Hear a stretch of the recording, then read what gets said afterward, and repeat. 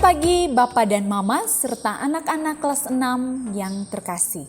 Salam jumpa kembali bersama Teacher Jenny dan Teacher Faris dalam kegiatan belajar dari rumah. Bagaimana kabar Bapak dan Mama serta anak-anak sekalian? Semoga Bapak dan Mama serta anak-anak sekalian dalam keadaan sehat walafiat, selalu dalam lindungan Tuhan. Selama kegiatan BDR, Teacher berharap Bapak dan Mama tetap mendampingi dan membimbing anak-anak sekalian untuk mempelajari materi yang Teacher kirimkan. Terima kasih atas kerjasama Bapak dan Mama sekalian.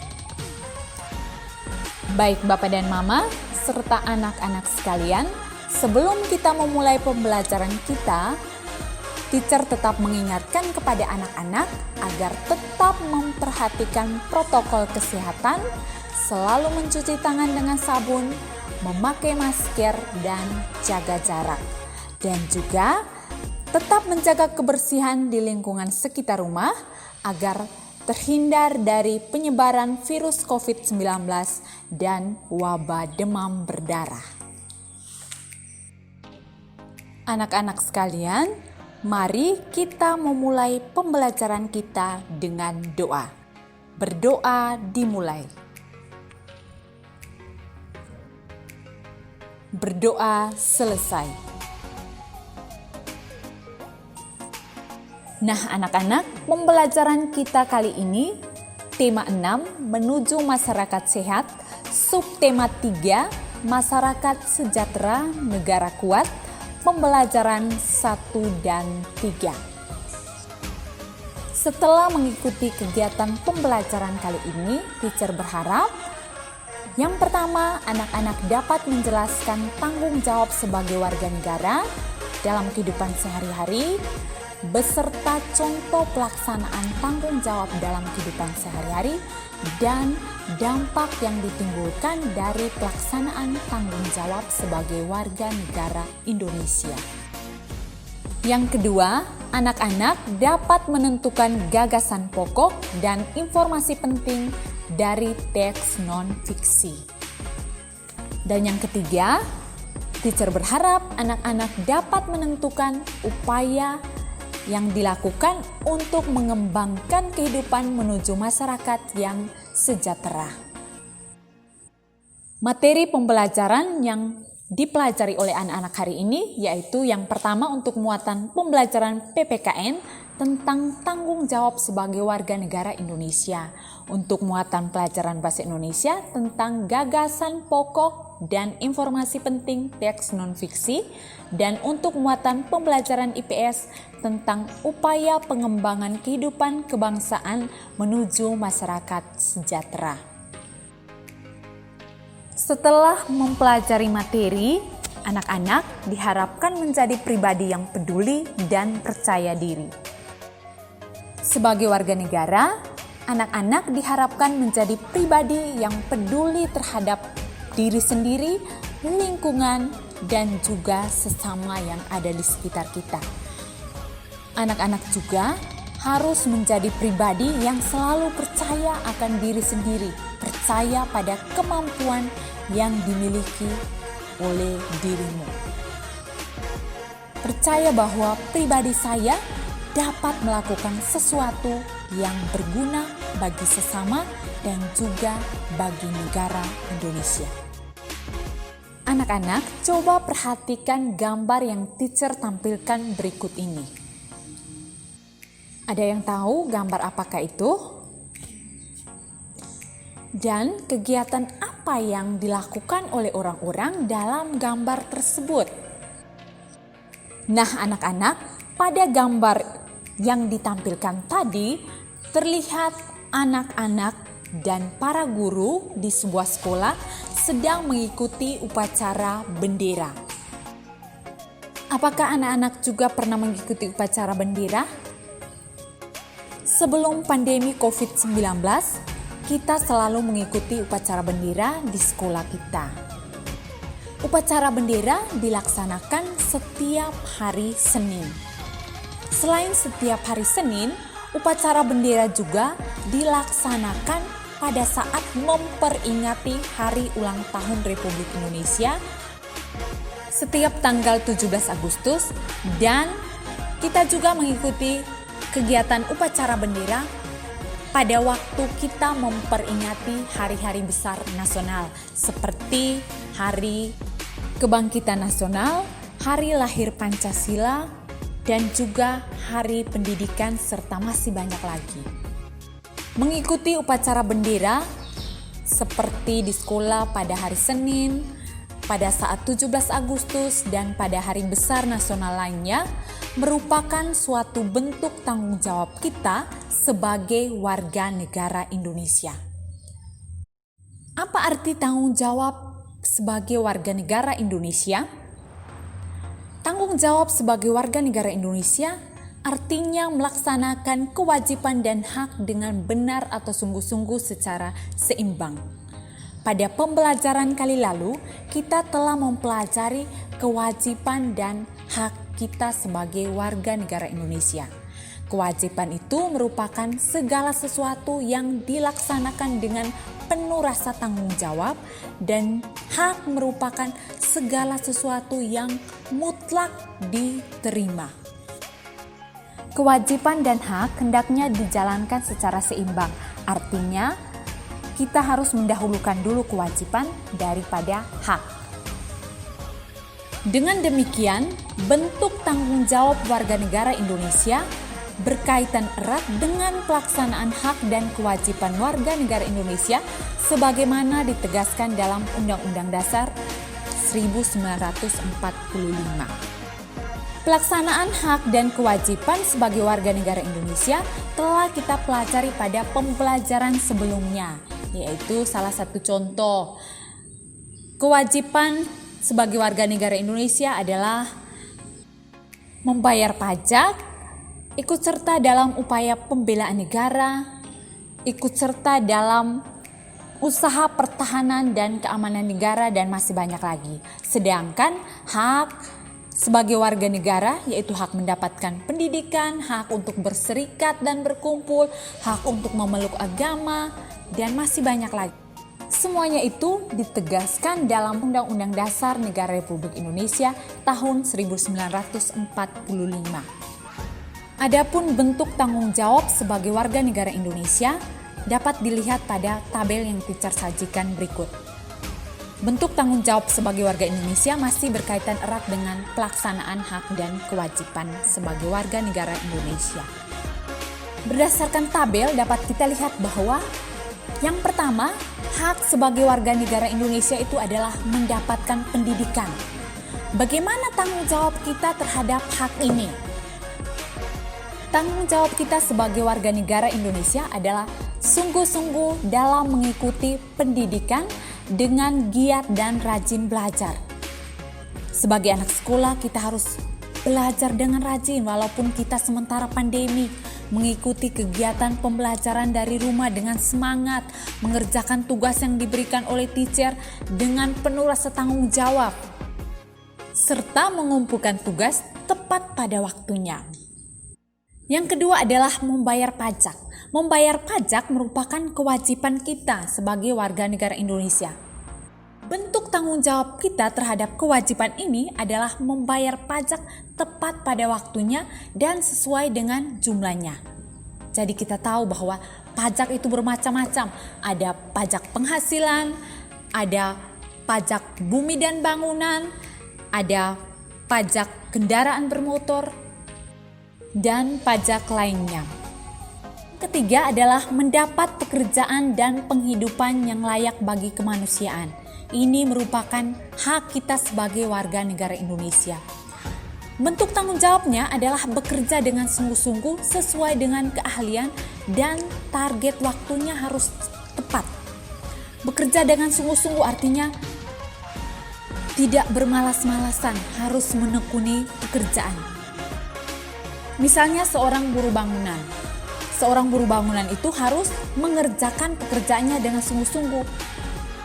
Jika pekerjaan itu dilaksanakan dengan setengah-setengah, maka bangunan itu tidak akan selesai dan tidak bisa ditempati.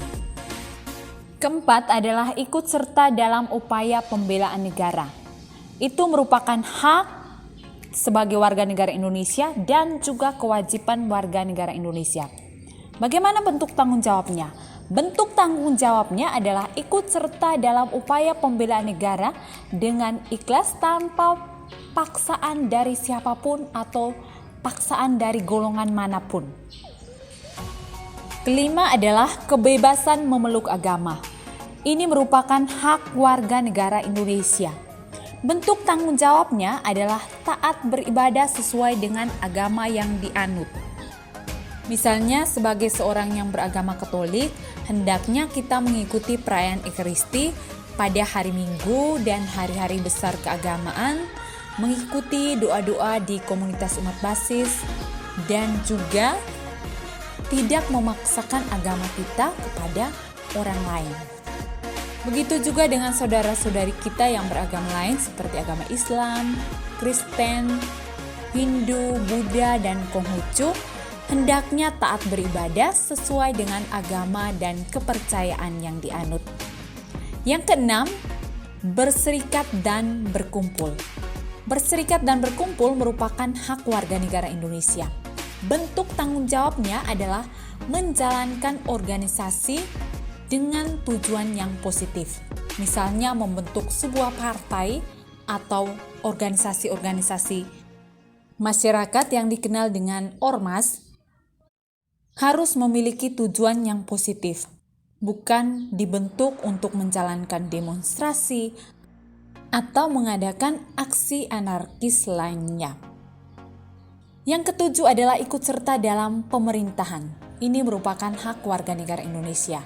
Tanggung jawabnya adalah memberikan hak suara saat pemilu sesuai dengan hati nurani, tanpa paksaan orang lain, atau memberikan suara bukan karena ada iming-iming sesuatu, karena diberi hadiah atau karena dijanjikan oleh seseorang untuk mendapatkan sesuatu. Yang terakhir kedelapan adalah mengeluarkan pendapat. Tanggung jawab warga negara dalam mengeluarkan pendapat adalah menyampaikan pendapat dengan bahasa yang sopan dan santun, tidak menyinggung perasaan orang, dan juga tidak memaksakan pendapat atau kehendak kepada orang lain. Jika pelaksanaan tanggung jawab sebagai warga negara dilaksanakan dengan sungguh-sungguh, maka akan mendatangkan manfaat. Tetapi sebaliknya, jika tidak dilaksanakan dengan sungguh-sungguh, akan memberikan banyak dampak negatif. Manfaatnya adalah yang pertama, menciptakan ketertiban dan keamanan lingkungan kehidupan sehari-hari. Lingkungan kita menjadi aman, nyaman, dan hidup kita tidak dihantui dengan perasaan takut. Berikut adalah pembangunan di segala bidang dapat berjalan dengan lancar. Yang ketiga adalah terciptanya kesejahteraan masyarakat. Manfaat yang keempat adalah lalu lintas berjalan dengan lancar. Hal ini terjadi karena tanggung jawab kita sebagai pengendara kendaraan bermotor, pejalan kaki dilaksanakan dengan sungguh-sungguh. Yang kelima adalah terciptanya kerukunan hidup dalam keberagaman masyarakat kita. Masyarakat kita ada beragam macam suku, agama, budaya, tradisi, dan adat istiadat. Keenam adalah memperkukuh persatuan dan kesatuan bangsa. Yang ketujuh adalah mencerdaskan kehidupan bangsa. 8 adalah tegaknya hukum dan keadilan. Yang ke-9 memperkaya khazanah budaya bangsa Indonesia. Dan yang ke-10 menjaga kelestarian alam dan mencegah terjadinya bencana alam. Kita tahu pada saat ini begitu banyak bencana alam seperti tanah longsor, bencana gempa bumi yang baru-baru terjadi di Sulawesi Barat, dan juga banjir yang terjadi di Kalimantan Selatan.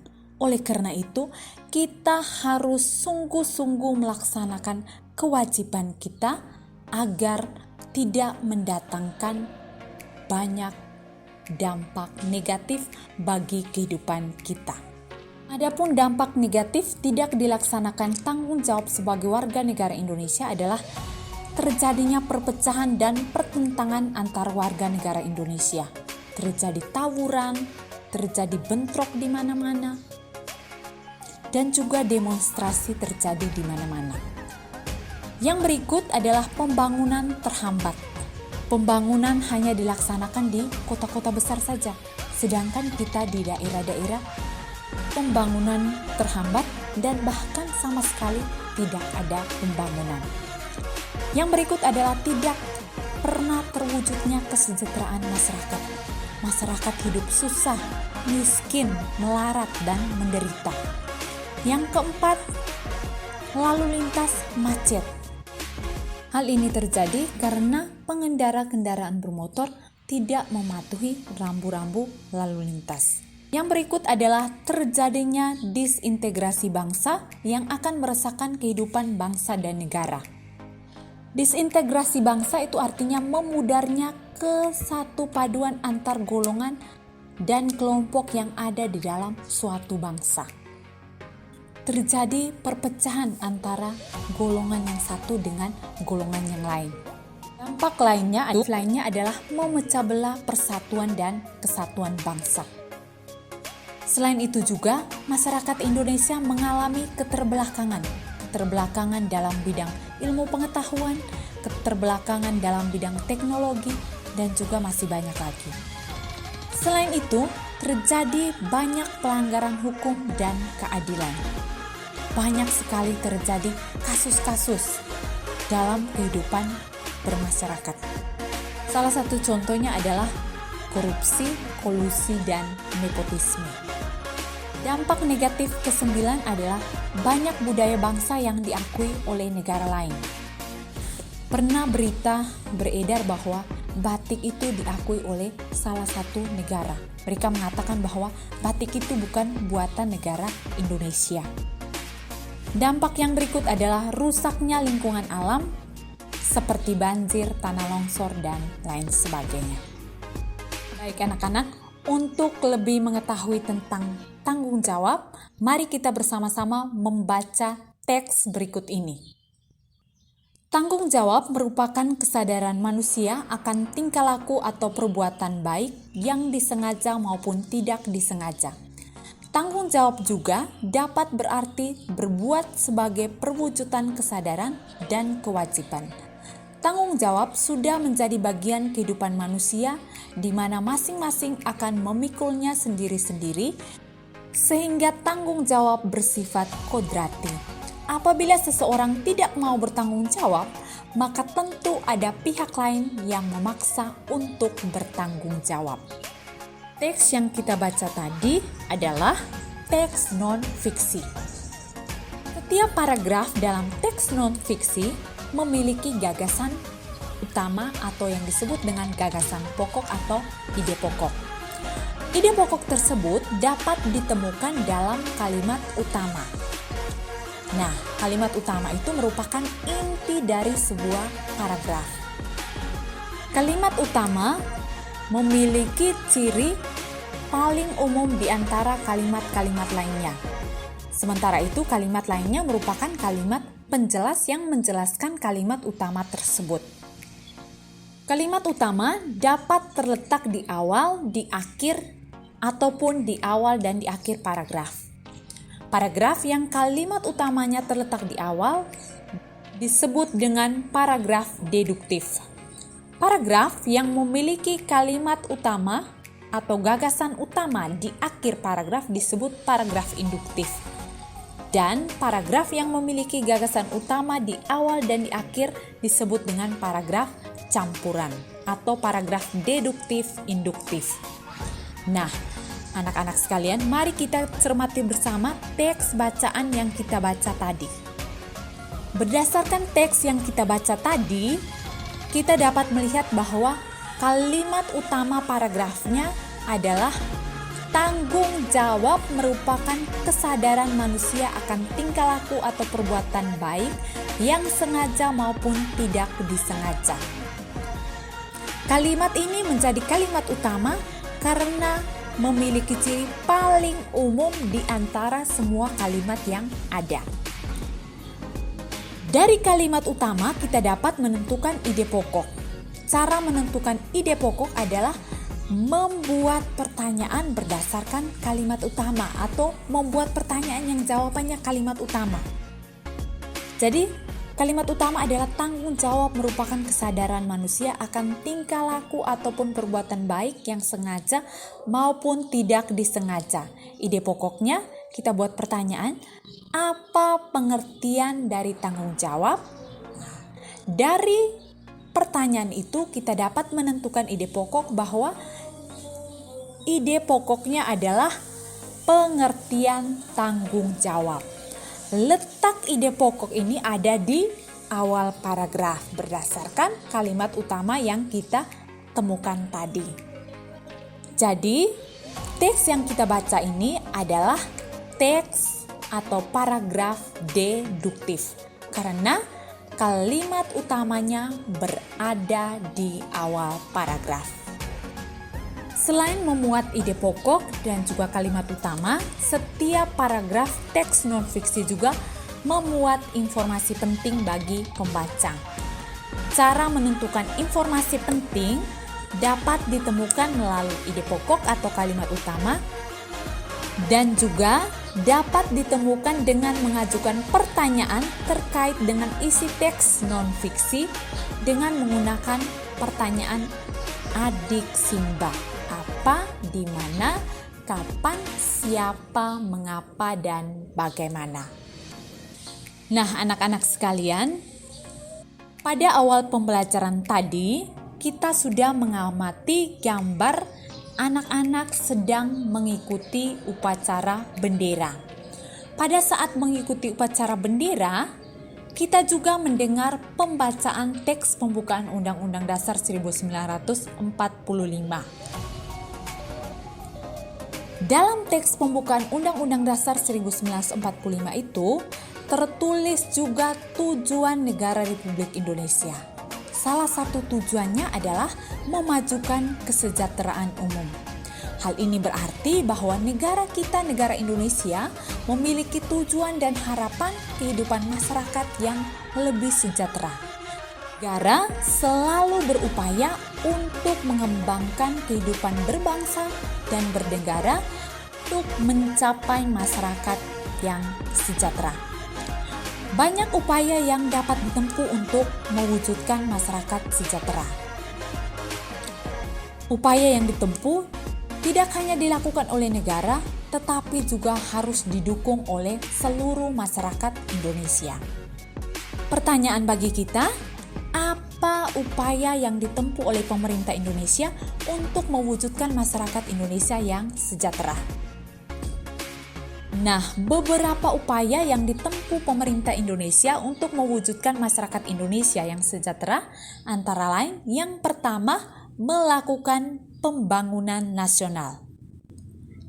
Dengan pembangunan nasional, pemerintah dapat memperbanyak lapangan kerja dan fasilitas umum bagi masyarakat. Dampak positif dari pembangunan nasional adalah banyaknya lapangan kerja dan berkurangnya pengangguran. Sementara itu, ketersediaan fasilitas umum bagi masyarakat juga dapat mempermudah kegiatan masyarakat.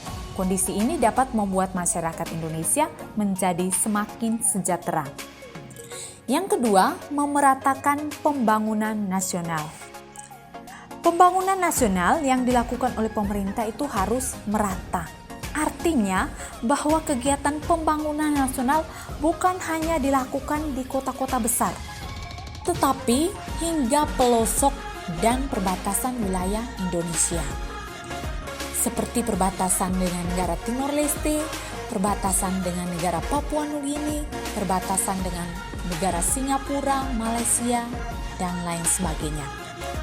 Dengan adanya pembangunan ini, maka seluruh rakyat Indonesia dapat menikmati berbagai fasilitas yang dibangun oleh negara dan berbagai potensi daerah juga dapat dikembangkan secara maksimal. Yang ketiga, meningkatkan kualitas pendidikan. Pendidikan sangat mempengaruhi kualitas sumber daya manusia. Penduduk yang memiliki pendidikan tinggi, kualitasnya lebih bagus dibandingkan dengan penduduk yang pendidikannya rendah. Sumber daya manusia yang berkualitas merupakan tenaga kerja yang potensial. Selain itu, sumber daya manusia yang berkualitas juga dapat berwirausaha. Kondisi ini dapat meningkatkan kesejahteraan hidup. Pemerintah Indonesia berusaha meningkatkan kualitas pendidikan dengan cara yang pertama menganggarkan 20% dari APBN, anggaran pendapatan belanja negara untuk bidang pendidikan. Yang kedua, memperbaiki dan menyesuaikan kurikulum dengan perkembangan zaman. Kita tahu kurikulum yang kita gunakan sekarang adalah kurikulum 2013. Yang ketiga, untuk meningkatkan mutu guru, diadakan pelatihan guru. Diberikan juga beasiswa untuk guru dan gaji tambahan untuk guru yang disebut dengan sertifikasi. Yang keempat, menyalurkan bantuan operasional sekolah atau dana BOS bagi sekolah-sekolah. Selain itu juga pemerintah menyalurkan BSM, bantuan siswa miskin, untuk membiayai kebutuhan sekolah bagi siswa yang tidak mampu. Menyalurkan beasiswa bagi siswa yang berprestasi, meningkatkan kualitas pendidikan seperti memberikan alat-alat peraga pendidikan, laboratorium, buku-buku penunjang pendidikan, dan juga menyalurkan bantuan dana pendidikan bagi mahasiswa ataupun dosen guna meningkatkan inovasi dalam bidang ilmu pengetahuan dan teknologi. Yang keempat adalah meningkatkan kualitas kesehatan. Kesehatan merupakan faktor utama dan sangat penting, terlebih pada masa sekarang, masa pandemi ini. Kita hendaknya menjaga kesehatan karena kesehatan menjadi faktor penentu kesejahteraan penduduk. Tingkat kesehatan suatu negara dapat dilihat dari angka harapan hidupnya. Semakin tinggi angka harapan hidup di suatu negara, maka semakin tinggi tingkat kesehatan di negara tersebut. Upaya pemerintah dalam bidang kesehatan yaitu yang pertama mengadakan pemerataan fasilitas kesehatan dan tenaga medis di seluruh wilayah Indonesia. Yang kedua, memberikan jaminan kesehatan bagi penduduk miskin atau orang biasa bilang Jamkesmas. Yang berikut, mengadakan penyuluhan kesehatan di lingkungan masyarakat. Seperti kita sekarang, penyuluhan kesehatan berkaitan dengan penyebaran COVID-19. Ada protokol kesehatan, cuci tangan, pakai masker, jaga jarak, dan juga penyuluhan kesehatan lainnya seperti demam berdarah, dan juga lainnya. Yang berikut, menjalin kerjasama dengan Badan Kesehatan Dunia atau WHO terkait program kesehatan, standarisasi obat dan makanan, serta peningkatan gizi bagi masyarakat. Upaya yang lain adalah pemberian imunisasi secara gratis kepada balita, pemberian pengetahuan tentang keluarga berencana atau KB untuk menekan angka kematian anak dan angka kematian ibu, dan juga sekarang sedang digencarkan pemberian vaksinasi COVID-19 bagi masyarakat Indonesia. Yang kelima adalah mengelola sektor-sektor penting. Pemerintah berusaha mengelola sektor-sektor penting yang berkaitan dengan kemakmuran rakyat. Hal ini sudah tertuang dalam Pasal 33 Undang-Undang Dasar 1945. Pasal itu berbunyi bahwa bumi, air, dan segala kekayaan alam yang terkandung di dalamnya dikuasai oleh negara dan dipergunakan sebesar-besarnya untuk kemakmuran rakyat. Kebijakan yang diambil oleh pemerintah dalam mengelola sektor penting adalah membentuk badan usaha milik negara. Badan usaha milik negara ini bertujuan untuk mengelola kekayaan negara yang menguasai hajat hidup orang banyak. Contoh badan usaha milik negara yang ada di Indonesia adalah PT Pertamina untuk mengelola sumber daya minyak dan gas, PT Telekomunikasi Indonesia mengelola Telekomunikasi di Indonesia, PT Garuda Indonesia mengelola transportasi udara, PT Perusahaan Listrik Negara mengelola listrik di Indonesia, dan PT Anekan Tambang itu dia mengelola kegiatan pertambangan di Indonesia. Upaya yang keenam adalah melestarikan budaya nasional. Kekayaan budaya yang dimiliki oleh Indonesia dapat menjadi modal bagi bangsa Indonesia untuk meningkatkan kesejahteraan masyarakat. Oleh karena itu, pemerintah perlu menjaga kelestarian budaya yang dimiliki oleh Indonesia.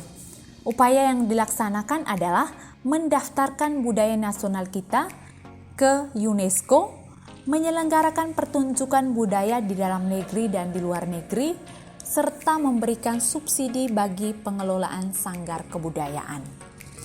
Manfaatnya adalah untuk menghasilkan keuntungan ekonomi melalui pariwisata, mempererat persahabatan antar daerah atau antar negara, dan dapat mengembangkan ilmu pengetahuan.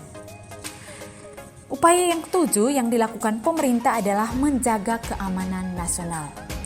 Keamanan suatu wilayah sangat berpengaruh terhadap kegiatan ekonomi masyarakat. Jika suatu wilayah memiliki tingkat keamanan tinggi, maka kegiatan ekonomi dapat berjalan dengan lancar. Tetapi sebaliknya, apabila tingkat keamanannya rendah, kegiatan ekonomi pun akan tersendat. Selain peran pemerintah, ada juga peran masyarakat Indonesia dalam mendukung upaya pemerintah mewujudkan masyarakat sejahtera. Peran tersebut antara lain yang pertama, membayar pajak. Masyarakat harus taat dan patuh membayar pajak. Pajak digunakan untuk pembangunan dan kesejahteraan masyarakat. Warga negara hendaknya membayar pajak tepat pada waktunya. Pajak-pajak yang dibayarkan itu digunakan untuk pembangunan fasilitas publik seperti jembatan, jalan, sekolah, terminal, dan rumah sakit. Dengan demikian dapat meningkatkan kesejahteraan masyarakat. Yang kedua, meningkatkan ekonomi masyarakat desa. Kesejahteraan masyarakat setiap desa atau setiap daerah tidak sama.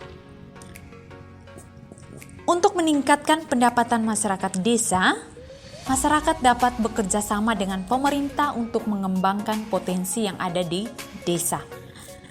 Potensi-potensi itu antara lain potensi dalam bidang pertanian, dalam bidang ekonomi, dalam bidang perikanan, dalam bidang pariwisata, dan lain sebagainya. Yang berikut, yang ketiga adalah membeli dan menggunakan produk dalam negeri. Penggunaan produk dalam negeri dapat memperluas lapangan pekerjaan dan memotivasi pelaku usaha dalam negeri untuk meningkatkan kualitas produk sehingga dapat bersaing dengan produk-produk luar negeri. Seperti kita di sini ada batik, ada tenunan sarung, ada makanan khas Indonesia, dan masih banyak lagi. Kita hendaknya membeli dan menggunakan produk kita sendiri. Dengan demikian dapat meningkatkan devisa negara dan meningkatkan kesejahteraan masyarakat. Yang keempat adalah belajar yang rajin dan tekun agar berprestasi. Semua warga negara diwajibkan mengikuti pendidikan. Upaya-upaya itu bertujuan untuk memperbaiki pendidikan yang ada di Indonesia. Selain itu, dengan belajar yang rajin dan tekun, dapat menunjang upaya pemerintah yakni mencerdaskan warga negara Indonesia. Yang kelima adalah menjaga kelestarian alam. Warga negara memiliki kewajiban untuk melestarikan alam. Kelestarian alam yang tidak dijaga dengan baik akan memberikan dampak negatif bagi kesejahteraan masyarakat. Oleh karena itu, setiap warga negara harus memanfaatkan sumber daya alam sesuai dengan kebutuhan, selalu hemat dalam memanfaatkan sumber daya alam, dan memanfaatkan sumber daya alam dengan tetap menjaga kelestariannya.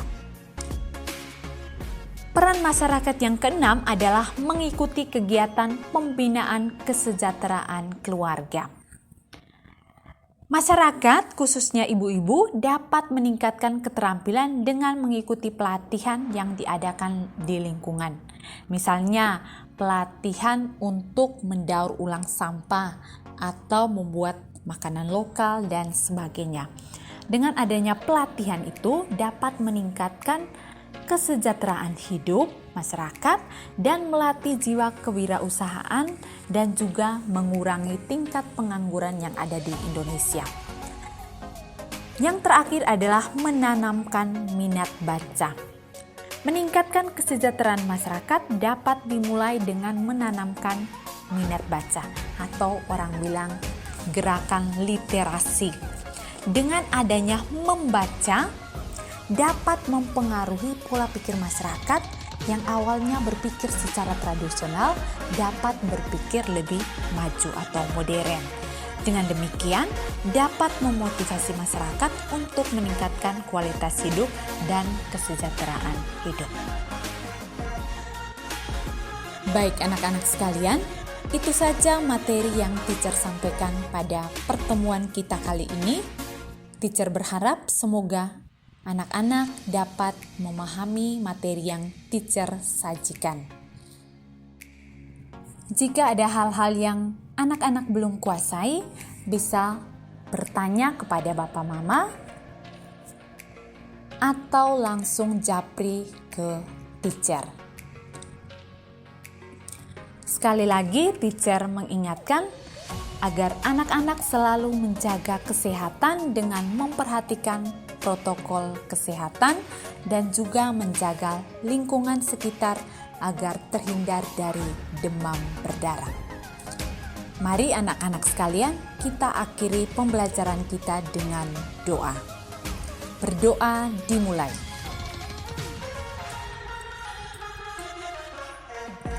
Berdoa selesai. Sampai bertemu pada pembelajaran selanjutnya.